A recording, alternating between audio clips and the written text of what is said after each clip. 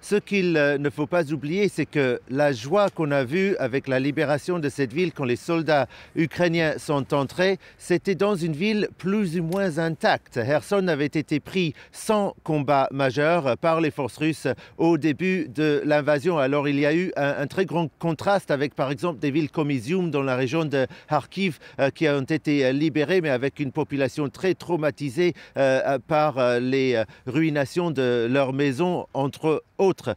Kherson commence seulement maintenant à connaître ces frappes d'artillerie, ces destructions d'immeubles à grande échelle et donc c'est vraiment un traumatisme nouveau qui commence pour Kherson. Bien sûr, avant il y a eu l'occupation mais il n'y avait pas eu les frappes d'artillerie. Maintenant, les autorités disent vouloir évacuer les hôpitaux, proposent aux habitants de partir et je pense que c'est le cas de beaucoup d'habitants de Kherson qui, il y a très peu de temps, ont accueilli les soldats ukrainiens avec les drapeaux et avec la joie. Maintenant, ils commencent à sérieusement avoir peur. La région de Kherson et une partie de la région de Mykolaïv, entre la partie contrôlée par l'Ukraine et la ville de Kherson, cette région-là, oui, a connu des combats.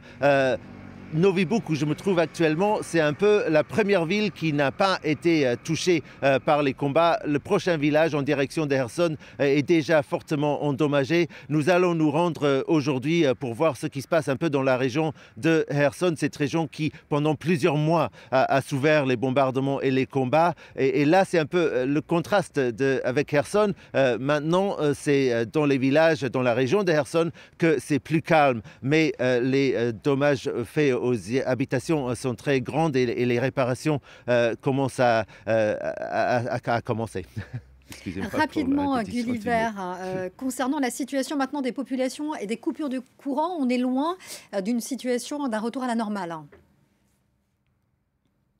Absolument, la situation se stabilise petit à petit. De plus en plus de foyers ont l'électricité et le chauffage, mais les compagnies d'électricité disent qu'ils vont passer au système de coupure régulier où ils vont essayer de s'en tenir à un emploi du temps pour informer les gens en avance de quand est-ce qu'ils vont pas avoir le courant. Mais un très grand nombre de foyers en Ukraine doivent s'attendre à avoir des coupures d'électricité pendant plusieurs heures par jour dans les semaines qui viennent.